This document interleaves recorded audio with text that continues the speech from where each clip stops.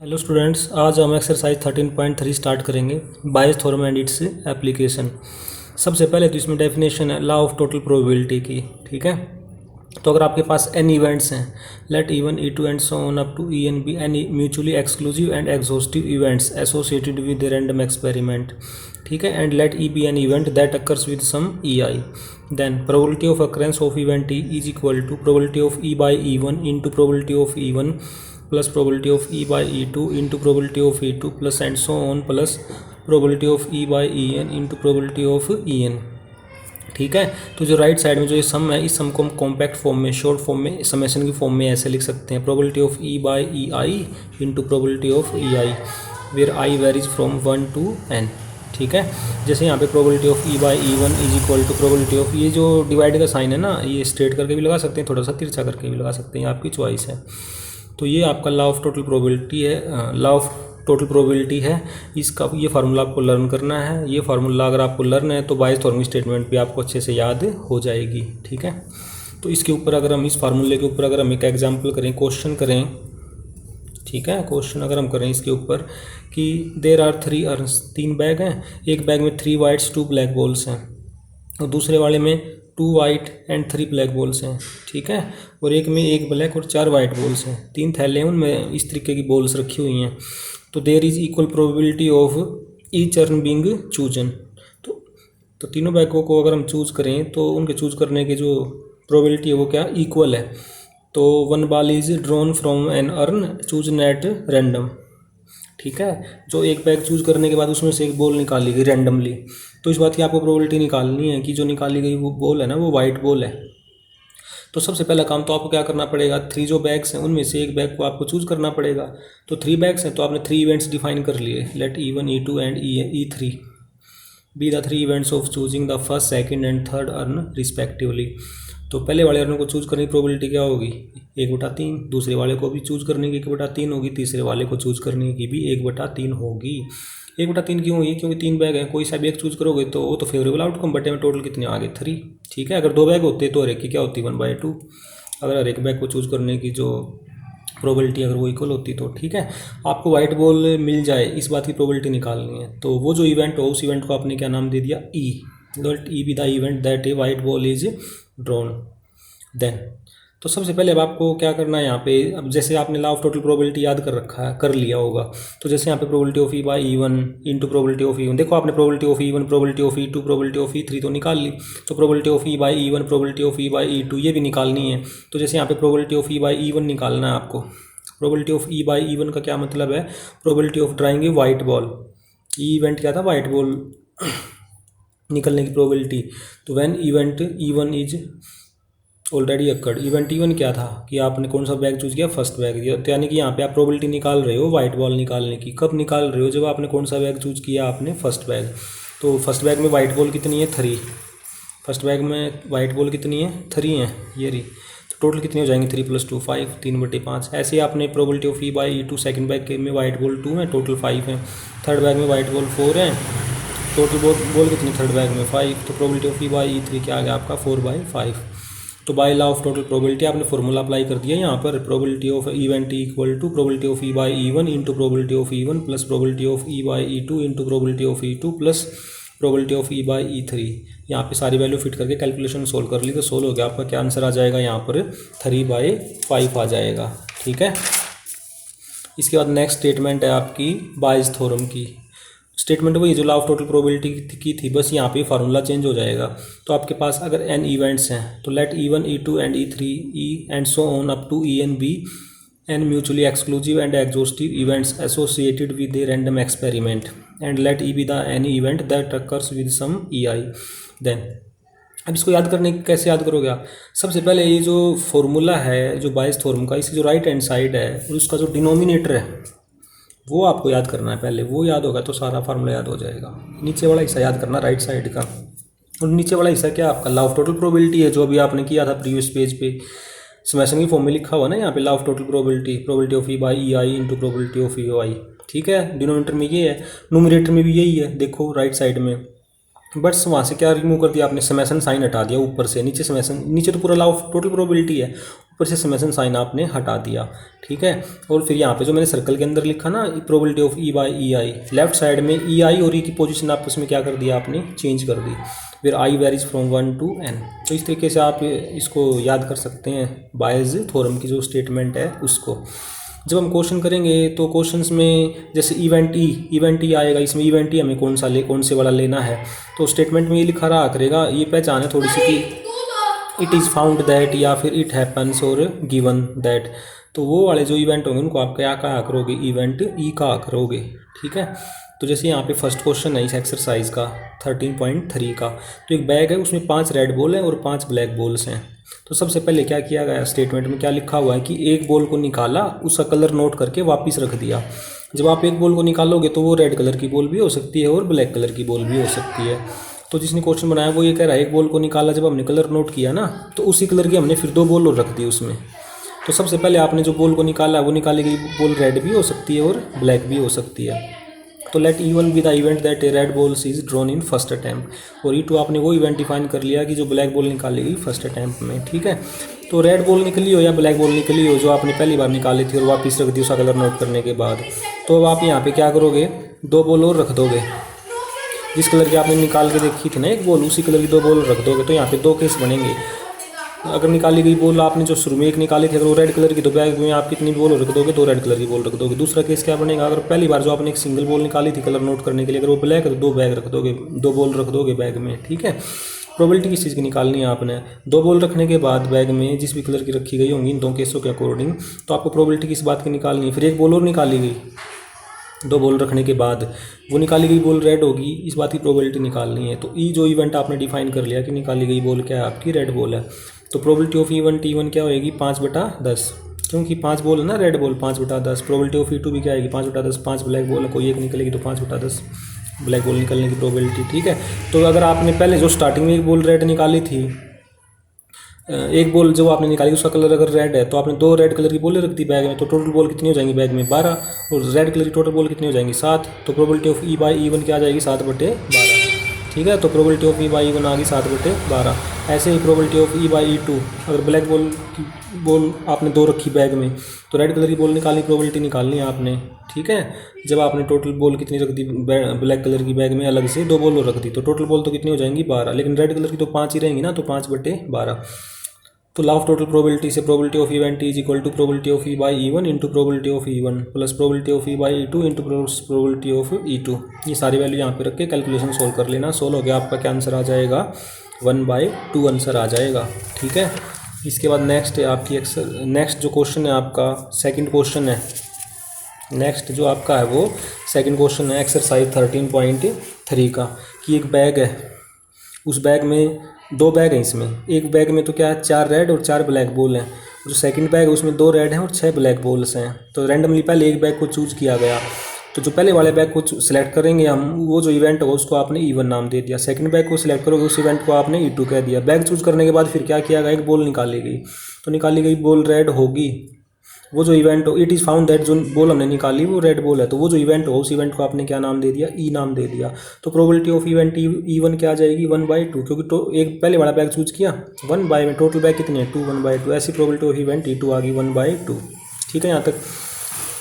अब आपको पता है कि बाइस थोड़ा लगानी तो लॉ ऑफ टोटल प्रोबेबिलिटी भी लगेगा, तो फटाफट आपको सवालों में क्या निकाल लें, अभी यहाँ पे probability of E by E1 निकाल लें, probability of E by E2 निकाल लें।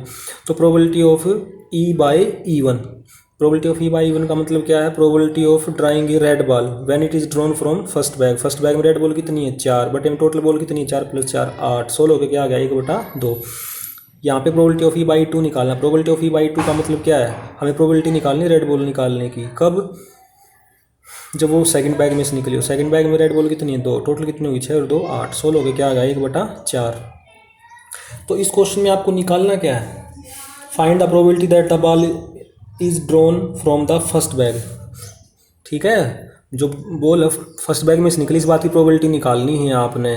जब ये दे रखा है कि रेड बॉल निकली, यानी कि probability of E1 by E निकलना है, तो राइट हैंड साइड में क्या होगा, जो बाइस थ्योरम की जो राइट हैंड साइड उसको डिनोमिनेटर में क्या आएगा, लॉ ऑफ टोटल प्रोबेबिलिटी आएगा, probability of E by E one into probability of E one plus probability of E by E two into probability of E two. Numerator में क्या आएगा, ई one by ई है तो यहाँ पे ऊपर क्या आ जाएगा, ई बाई ई वन आ जाएगा और प्रोबेबिलिटी ऑफ ई वन। सारी वैल्यू फिट करके कैलकुलेशन सोल्व करोगे ना तो ये आपके पास सोल्व होकर क्या आ जाएगा, 2/3 आ जाएगा। तो ये सेकंड क्वेश्चन आपका कंप्लीट हो गया।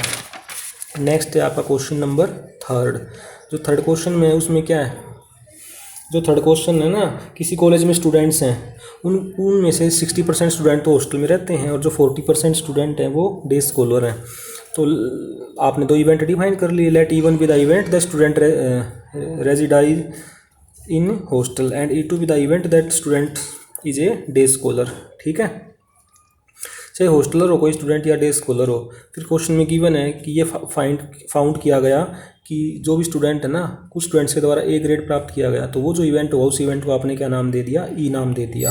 ठीक है, तो इस क्वेश्चन में आपको निकालना क्या है, इस क्वेश्चन में आपको ये प्रोबेबिलिटी निकालनी है कि स्टूडेंट ने ए ग्रेड प्राप्त किया है और ये गिवन है कि वो क्या है, आपका हॉस्टलर है।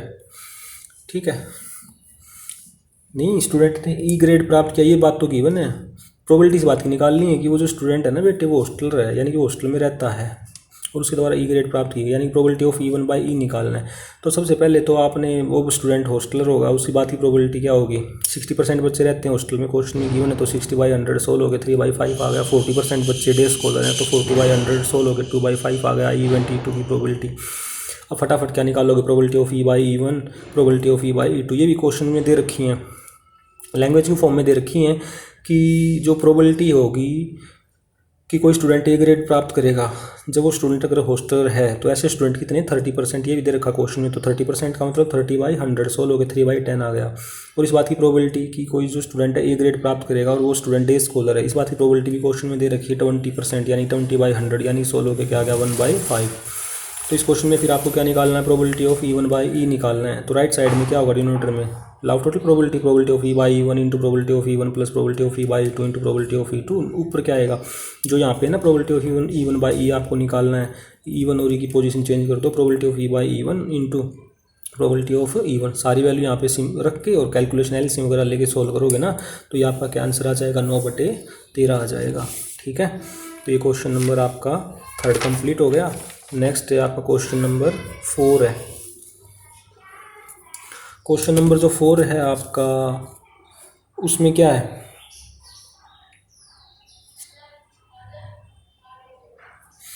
कोई मल्टीपल चॉइस टेस्ट हुआ, तो मल्टीपल चॉइस टेस्ट हुआ तो जो स्टूडेंट है उसका आंसर देगा क्वेश्चन का, तो क्वेश्चन का आंसर देगा स्टूडेंट अगर क्वेश्चन का आंसर जानता होगा। तो इस बात की प्रोबेबिलिटी कितनी है, 3/4। ठीक है ना, ये बात इसमें क्वेश्चन में दे रखी है कि कोई स्टूडेंट जो है एमसीक्यू टेस्ट दे रहा है और वो उस किसी को पर्टिकुलर क्वेश्चन का आंसर जानता होगा, इसको बात की प्रोबेबिलिटी क्या दे रखी है, 3/4 दे रखी है। ठीक है, और वो तुक्का लगाएगा क्वेश्चन का आंसर देने के लिए, इस बात की प्रोबेबिलिटी कितनी है, 1/4। ये दोनों बातें दे रखी हैं। तो आपने दो इवेंट डिफाइन कर लिए, let E one with the event that student knows the answer and E two with the event that student guess is the answer. ठीक है, इसके बाद एक इवेंट और डिफाइन करोगे आप यहाँ पे, देखो इसी क्वेश्चन की जो लास्ट लाइन पढ़ोगे ना आप उस क्वेश्चन की स्टेटमेंट में, तो given that answer is correctly, कि जो बच्चा आंसर करेक्ट आंसर देगा, ये बात दे रखी है क्वेश्चन में। तो वो वाला जो इवेंट है उसको आपने क्या कह दिया, इवेंट ई कह दिया। तो probability of E one by probability of E by E one, probability of E by E two, ये आपने probability of E by E one दे रखी क्वेश्चन में 1/4, तो प्रोबेबिलिटी ई टू दे रखी है। Probability of E by one क्या बनेगी, तो 1 माइनस करके निकाल लेंगे यहाँ पे, तो 3/4 आएगी। तो बाइस थ्योरम लगा दिया आपने। तो आपको करना क्या था, इस क्वेश्चन में आपको इस बात की प्रोबेबिलिटी निकालनी है कि वो जो स्टूडेंट है ना आंसर जानता है, इस बात की प्रोबेबिलिटी निकालो। और ये गिवन दे रखा है कि जो स्टूडेंट आंसर को जानता है करेक्टली, तो यहाँ पे ये फार्मूला लगाया आपने, फार्मूले में वैल्यू फिट करके सोल्व कर लिया, तो आंसर आपका क्या आ जाएगा, 9/10 आ जाएगा। ठीक है, इसके बाद नेक्स्ट है आपका क्वेश्चन नंबर 5। जो क्वेश्चन नंबर 5 है उसमें क्या है,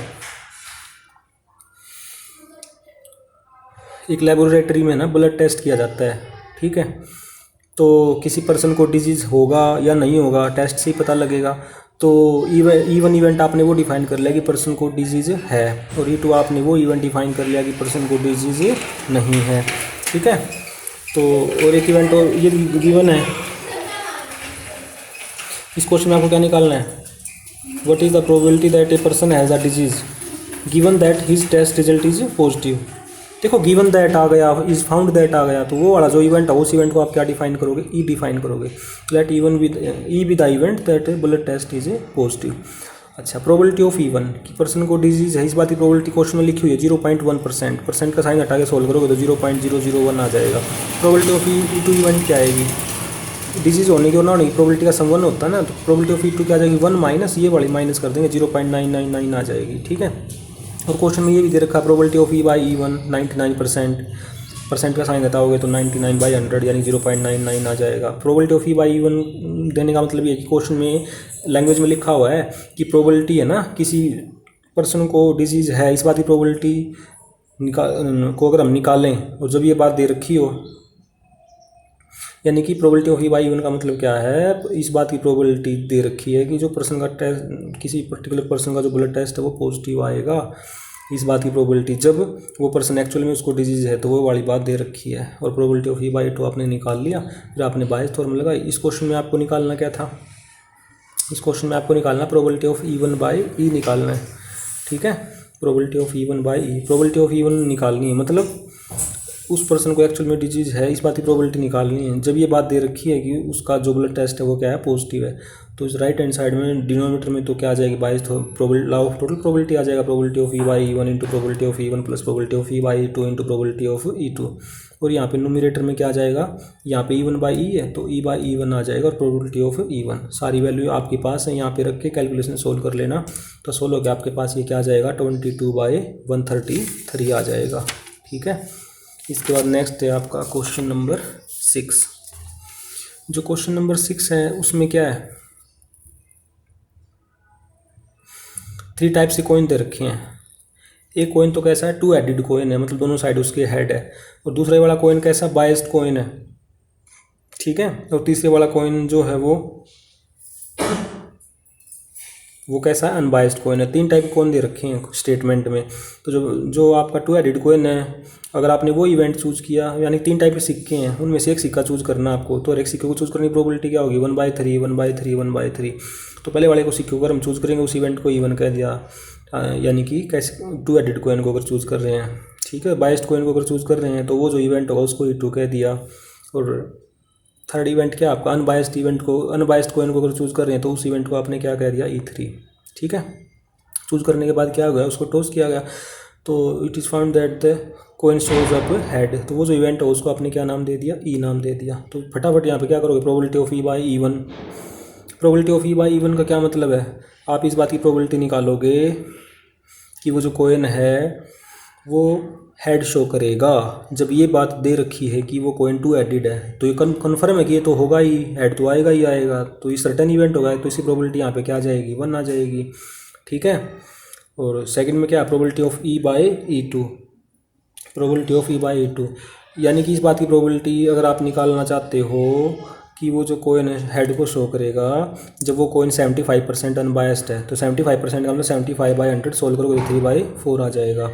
ठीक है, और थर्ड क्या आपका, प्रोबेबिलिटी ऑफ ई बाई ई3, तो प्रोबेबिलिटी ऑफ ई बाई ई3 वो क्या आ जाएगी आपकी 1/2। अनबायस्ड कॉइन होगा तो हटाने की प्रोबेबिलिटी क्या होगी, 50-50 होगी ना, तो 1/2 आ जाएगी, एच और टी होता है।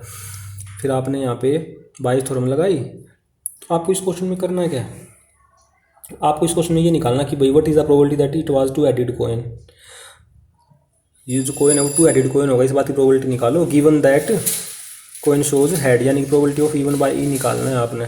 तो बाय थ्योरम की राइट हैंड साइड में आप क्या करोगे, डिनोमिनेटर में probability of E by E one into probability of E one plus probability of E by E two into probability of E2 plus probability of E by ई3 into probability of ई3। ऊपर क्या आएगा, जो यहाँ पे उसको ई1 और ई की पोजीशन चेंज कर देंगे, इंटू प्रोबेबिलिटी ऑफ ई1 और आ जाएगा, सारी वैल्यू फिट करके कैलकुलेशन सोल्व कर लेंगे। तो सोल्व होकर क्या आ जाएगा आपका, ये 4/9 आ जाएगा। ठीक है, तो ये क्वेश्चन नंबर जो 6 है आपका वो कंप्लीट हो गया। इसके बाद नेक्स्ट है आपका क्वेश्चन नंबर 7। जो क्वेश्चन नंबर 7 है उसमें क्या है, जो क्वेश्चन नंबर 7 है उसमें किसी कंपनी में 2000 स्कूटर ड्राइवर हैं जिनका इंश्योरेंस किया गया, 4000 कार ड्राइवर हैं, 6000 ट्रक ड्राइवर हैं। उनमें से एक पर्सन को चूज़ किया गया, फिर उसका इंश्योरेंस किया गया। ठीक है, तो इवेंट आपने डिफाइन किया कि इंश्योर पर्सन आपने जो लिया वो स्कूटर ड्राइवर है। E2 इवेंट आपने डिफाइन किया इंश्योर पर्सन कार ड्राइवर है। और E3 इवेंट आपने डिफाइन किया कि जो इंश्योर पर्सन है वो क्या है, ट्रक ड्राइवर है। ठीक है। और insure person meet with an accident ये गिवन है क्वेश्चन में, तो वो जो इवेंट है उस क्वेश्चन को आपने क्या, उस इवेंट को आपने क्या नाम दे दिया, ई नाम दे दिया। तो प्रोबेबिलिटी ऑफ इवेंट क्या आएगा, टोटल 2000 है ना, स्कूटर ड्राइव 2000, बट में टोटल हर टाइप के ड्राइवर कुल मिला कितने हो जाएंगे, 2 + 4 + 6 12,000 हो जाएंगे, 16 के 1/6। तो probability of E1 E2 E3 तीनों की निकाल ली। उसके बाद क्या निकालोगे, probability of E/E1, probability of E/E2, probability of E/E3 निकालोगे। तो प्रोबेबिलिटी ऑफ E/E1 दे रखी है 0.001, 0.01 दे रखी है। तो पॉइंट को इसमें चेंज कर लिया ना P/Q फॉर्म में, ये सारे पॉइंटों में दे रखी थी probability of E/E2, probability of E/3। ठीक है। तो बायस थ्योरम लगाई आपने। तो इस क्वेश्चन में आपको क्या करना है, what is the probability that he is a scooter driver. इस बात की प्रोबेबिलिटी निकालनी है कि जो आपने पर्सन चूज किया वो स्कूटर ड्राइवर है, ये बात प्रोबेबिलिटी निकालिए। और ये गिवन है कि जो पर्सन है मीट विद एन एक्सीडेंट। तो फार्मूला लगाया आपने, लॉ ऑफ टोटल प्रोबेबिलिटी नीचे लिखा हुआ सारा, और ऊपर ये, और सारी वैल्यू फिट करके सोल्व कर लिया क्वेश्चन। तो यहाँ पर क्या आ गया, 1/52 आ जाएगा। ठीक है। तो क्वेश्चन नंबर 7 था आपका, वो क्या हो गया, कंप्लीट हो गया। नेक्स्ट है आपका क्वेश्चन नंबर 8। क्वेश्चन नंबर 8 में क्या है, दो मशीन है, एक मशीन का नाम A है और दूसरी मशीन का नाम B है। तो दोनों मशीनें जो हैं वो क्या करती हैं, आइटम प्रोड्यूस करती हैं। तो एक आइटम चूज़ किया है आपने। ठीक है। तो E1 इवेंट आपने वो डिफाइन कर लिया कि दो आइटम आपने चूज़ किया वो मशीन A द्वारा प्रोड्यूस किया गया। E2 इवेंट आपने वो डिफाइन कर लिया कि आपने जो आइटम लिया है वो B मशीन के द्वारा प्रोड्यूस किया गया। उसमें से कुछ आइटम डिफेक्टिव भी हैं जो मशीन प्रोड्यूस करती हैं। तो डिफेक्टिव आइटम प्रोड्यूस अगर होगा तो वो जो इवेंट हो उस इवेंट को आपने क्या नाम दे दिया, E नाम दे दिया। तो जो मशीनें हैं वो कितने, जो आपकी यहाँ पे इस क्वेश्चन में जो मशीन A है वो कितने %,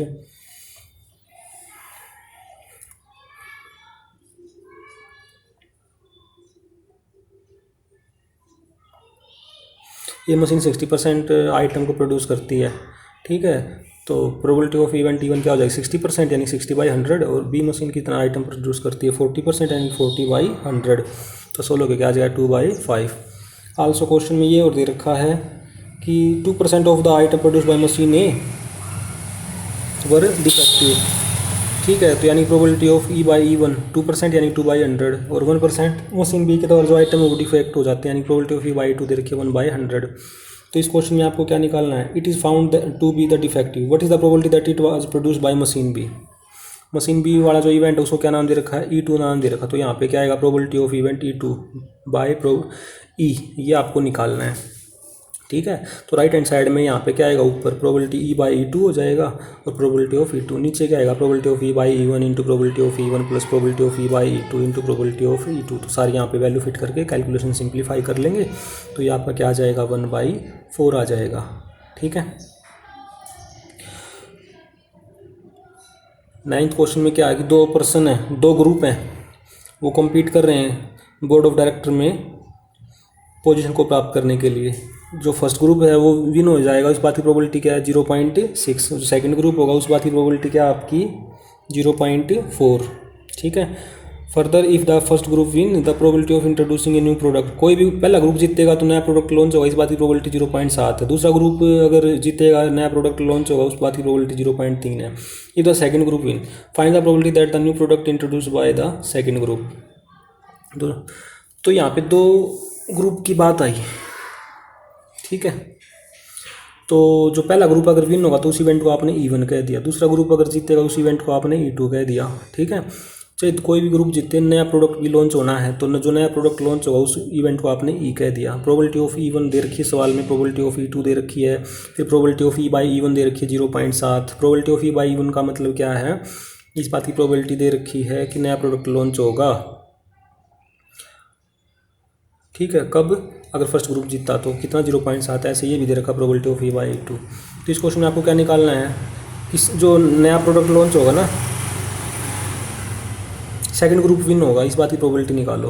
तो नया प्रोडक्ट लॉन्च होगा यानी प्रोबेबिलिटी ऑफ E2/E निकालना है। तो राइट साइड में क्या आ जाएगा, E/E2 आ जाएगा और प्रोबेबिलिटी ऑफ E2 डिवाइड में लॉ ऑफ टोटल प्रोबेबिलिटी आ जाएगा, probability of E/E1 into probability of E1 plus probability of E/E2 into probability of E2। सारी वैल्यू दे रखी है। यहाँ पे कैलकुलेशन सोल्व करोगे ना, तो कैलकुलेशन सोल्व करके इसको सोल्व करोगे तो आपका क्या आंसर आ जाएगा, आपका आंसर आ जाएगा 2/9 आ जाएगा। ठीक है। इसके बाद नेक्स्ट है आपका क्वेश्चन नंबर 10। जो क्वेश्चन नंबर 10 है आपका, उसमें क्या है, कोई गर्ल है, वो डाई को टॉस करती है। ठीक है। डाई को टॉस करने पर अगर 5 या 6 आ गया डाई पर, तो वो एक सिक्के को 3 बार उछालेगी। तो सिक्के को 3 बार उछालने का मतलब तो सैम्पल्स तो 8 आउटकम बनेंगे पॉसिबल। ठीक है। और अगर मान लिया डाई पर उछालने पर 1 से लेकर 4 तक कोई भी नंबर आ गया, तो वो एक सिक्के को केवल एक ही बार उछालेगी, तो H और T बन गया। ठीक है। तो जब वो सिक्के को उछालेगी, उसको एग्जैक्टली एक हेड मिले, वो जो इवेंट हो, उस इवेंट को आपने क्या नाम दे दिया, ई नाम दे दिया। तो प्रोबेबिलिटी ऑफ E1 क्या बनेगी, 2/6। ठीक है।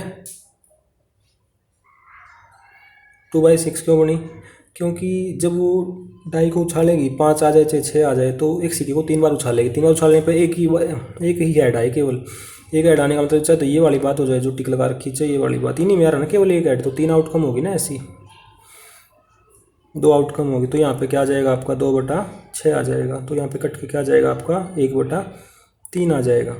सॉरी, डाई को उछालने में 5 आ जाए या 6 आ जाए, तो 2 हो गए ना फेवरेबल आउटकम, 2/6। और 1 से 4 तक कोई भी संख्या आ जाए, 4 हो गए फेवरेबल आउटकम, 4/6 तो 2/3। तो probability of E/E1, probability of E/E1 क्या होगा यहाँ पे, कि वो जो लड़की है उसको एग्जैक्टली एक हेड मिले, इस बात की प्रोबेबिलिटी हम निकाल रहे हैं। कब, जब ये बात दे रखी है कि उसने सिक्के को 3 बार उछाला, तो 3 बार उछालने में कितने हेड आएंगे एग्जैक्टली, एक बार जो हेड आए 3 बार, 3/8। ऐसे यहाँ पे एक बार उछालने पे 1/2। तो आपको इस क्वेश्चन में निकालना क्या है, what is the probability that C through 1 2 3 और 4 विद डाई, यानी इस बात की प्रोबेबिलिटी निकालो कि वो 1 2 3 4 ही फेंके डाई के साथ। तो वो वाला इवेंट कौन सा, E2 है। तो प्रोबेबिलिटी ऑफ E2/E निकालनी है। ठीक है। तो वही बात फिर दोबारा से रिपीट हो रही है बार बार, कि राइट हैंड साइड में डिनोमिनेटर में लॉ ऑफ टोटल प्रोबेबिलिटी आ जाएगा, और न्यूमरेटर में E2/E है, तो E/E1 E/E2 आ जाएगा। प्रोबेबिलिटी ऑफ E2 सारी वैल्यू रख के सोल्व कर देंगे, तो आपका आंसर यहाँ पे क्या आ जाएगा, 8/11 आ जाएगा। ठीक है। इसके बाद नेक्स्ट है आपका क्वेश्चन नंबर 11वां। 11वें क्वेश्चन में क्या है, मशीन है 3 A B और C, आइटम प्रोड्यूस करती हैं तीनों। उनमें से किसी भी मशीन के द्वारा जो भी आइटम प्रोड्यूस किया गया, फिर उनमें से एक आइटम चूज किया गया। तो let E1 be the event that choose an item from machine A, E2 be the event choose an item from machine B, E3 be the event that choose an item from machine C। ठीक है। तो item जो defective पाया गया, तो वो जो event है उस इवेंट को आपने क्या नाम दे दिया, ई नाम दे दिया। तो मशीन ए के द्वारा जो आइटम, मशीन ने कितने प्रोड्यूस आइटम, मशीन जो ए है वो कितने परसेंट आइटम प्रोड्यूस करती है टोटल का, 50%। तो प्रोबेबिलिटी ऑफ E1 क्या होगा, 50/100। प्रोबेबिलिटी ऑफ E2 क्या होगा, 30%, 30/100। Probability of E3 20/100। ठीक है। आल्सो क्वेश्चन ये भी गिवन है, probability of E/E1 1/100, probability of E/E2 5/100, probability of E/E3 7/100।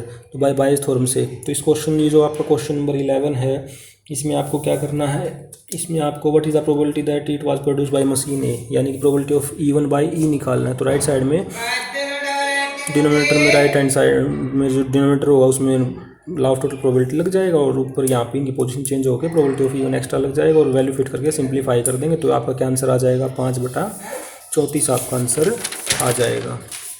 इसके बाद नेक्स्ट है आपका क्वेश्चन नंबर 12। क्वेश्चन नंबर 12 में क्या है, आपके पास टोटल है ना 52 प्लेइंग कार्ड्स हैं, उनमें से एक कार्ड क्या है, वो लॉस्ट हो गया। ठीक है। उसके बाद क्या किया गया, 2 डायमंड कार्ड निकाले गए, जो क्या पत्ते बच गए ना फिर उसमें से। तो इस क्वेश्चन में आपको प्रोबेबिलिटी किस चीज़ की निकालनी है, जो क्वेश्चन नंबर 12 है, इस बात की प्रोबेबिलिटी निकालनी है कि जो कार्ड लॉस्ट हुआ है वो डायमंड का कार्ड लॉस्ट हुआ है। ठीक है।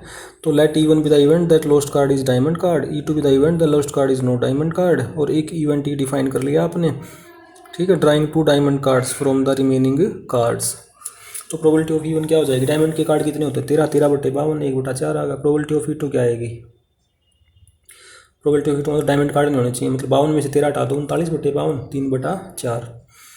अब 2 कार्ड लिए गए, डायमंड के बाद जो 51 कार्ड रह गए ना, उनमें से 2 डायमंड कार्ड निकालने की प्रोबेबिलिटी निकालनी है, यानी प्रोबेबिलिटी ऑफ E/E1 क्या हो जाएगा 52C2 बटे में टोटल कितने हैं 51C2 16 के क्या आ जाएगा 132 बटे में 2550। फिर probability of E/E2, probability of E/E2 का मतलब क्या है, प्रोबेबिलिटी ऑफ E/E2 का मतलब है probability of drawing 2 diamond cards when lost card is not diamond है। तो टोटल कार्ड मतलब कितने होंगे फिर से 13 C2 बटे में टोटल कितने नीचे 51 C2 16 के कितना 156 बटे में 2550।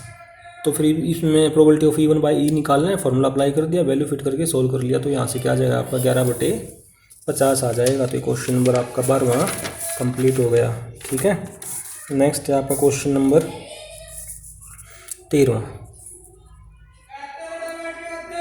जो क्वेश्चन नंबर 13वां है उसमें ऑप्शन टाइप क्वेश्चन है आपका कि स्टेटमेंट क्या, प्रोबेबिलिटी दैट कोई पर्सन है ए उस ट्रूथ स्पीक ट्रूथ, इस बात की प्रोबेबिलिटी क्या दे रखी है, कोई पर्सन ए है वो सच बोलेगा, इस बात की प्रोबेबिलिटी दे रखी है 4/5। A coin is tossed, a report that a head appears, the probability that actually there was a head, ये स्टेटमेंट दे रखी है। तो आपने पहले क्या किया, इवेंट डिफाइन किया, event that head appears, E2 event आपने डिफाइन किया हेड नॉट अपीयर, और ई इवेंट आपने ये डिफाइन किया कि वो जो पर्सन ये है रिपोर्ट करेगा कि हेड आया है। ठीक है, तो एक कॉइन को जब आप टॉस करोगे हेड अपीयर होने की प्रोबेबिलिटी क्या होगी 1/2, हेड ना आए उसकी प्रोबेबिलिटी भी क्या होगी 1/2। ठीक है, तो probability of E/E1, probability of E/E1 का क्या मतलब है, प्रोबेबिलिटी ऑफ इस बात की प्रोबेबिलिटी की जो ए पर्सन है, ए नाम का जो पर्सन है वो रिपोर्ट करेगा हेड आया हुआ है, जब एक्चुअल में हेड आया हुआ है, इस बात की प्रोबेबिलिटी क्या होगी 4/5, ये सवाल में दे रखी है। तो probability of E/E2, probability of E/E2 का मतलब ये है कि वो पर्सन रिपोर्ट करेगा कि भाई हेड आया, जबकि एक्चुअल में हेड नहीं आया, तो इस बात की प्रोबेबिलिटी क्या होगी 1 माइनस, क्योंकि इन दोनों की प्रोबेबिलिटी का सम क्या आएगा 1 आएगा ना, तो इसकी प्रोबेबिलिटी निकालने के लिए 1 में से ये वाली माइनस कर देंगे 1/5 आ जाएगी। तो 22 फॉर्म लगा देंगे यहाँ पे प्रोबेबिलिटी ऑफ E1/E। ठीक है, डिनोमिनेटर में वही बार बार रिपीट हो रही है कि वहाँ पे क्या लगेगा आपका law of total probability, numerator में ये चेंज होगी पोजीशन और प्रोबेबिलिटी E1 और वैल्यू फिट करके यहाँ से सॉल्व कर लेंगे, तो आपका आंसर क्या आ जाएगा 4/5 आ जाएगा। ठीक है, इसके बाद आपका लास्ट क्वेश्चन है इसमें क्वेश्चन नंबर 14। क्वेश्चन नंबर 14 में 4 ऑप्शन डाल रखे हैं और ये दे रखा ए जो है वो सबसेट है किसका बी का, अगर ए सबसेट है बी का इसका मतलब probability of A less than और इक्वल टू हो जाएगी प्रोबेबिलिटी ऑफ बी की। ठीक है यहाँ तक। इसके बाद अगर ए सबसेट है बी का, देखो यहाँ पे तो ए और बी का अगर कॉमन पोर्शन लोगे आप तो वो क्या बनेगा ए सेट बनेगा। ठीक है, तो इसका मतलब probability of A intersection B क्या बनेगी probability of A. Now left hand side क्या है आपकी, पहले 3 ऑप्शन में प्रोबेबिलिटी ऑफ A/B है, तो प्रोबेबिलिटी ऑफ A/B की वैल्यू निकालो, probability of intersection B bye probability of B, और प्रोबेबिलिटी ऑफ इंटरसेक्शन B की जगह भी क्या लिख सकते हो प्रोबेबिलिटी ऑफ A लिख सकते हो। तो प्रोबेबिलिटी ऑफ A/B की value I probability of A bye probability of B, तो पहला ऑप्शन कट जाएगा क्योंकि प्रोबेबिलिटी ऑफ B ऊपर है प्रोबेबिलिटी ऑफ A नीचे है। ठीक है, ऑप्शन बी को अगर हम चेक करें, ऑप्शन बी में क्या दे रखा probability of A by is less than probability of A, तो लेफ्ट हैंड साइड में कंडीशनल प्रोबेबिलिटी का फॉर्मूला लगाया और यहाँ से प्रोबेबिलिटी ऑफ इंटरसेक्शन भी क्या लिख सकता हूँ प्रोबेबिलिटी ऑफ A लिख सकता हूँ, क्योंकि दोनों के यहाँ पे क्या एक दूसरे के इक्वल हैं, तो इससे कट जाएगा। क्रॉस मल्टीप्लाई किया यहाँ से प्रोबेबिलिटी ऑफ B बड़ा आ गया किससे 1 से, जो कि पॉसिबल नहीं है क्योंकि किसी भी इवेंट की प्रोबेबिलिटी 1 से बड़ी नहीं हो सकती ना, इस वजह से ऑप्शन बी कट जाएगा। थर्ड वाले ऑप्शन में क्या है probability of A/B greater than और इक्वल टू का प्रोबेबिलिटी ऑफ A के, तो यहाँ पे भी कंडीशनल प्रोबेबिलिटी का फॉर्मूला लगा के क्रॉस मल्टीप्लाई करके सोल्व हो गया है probability of B less than equal to probability of 1 के। ये बात तो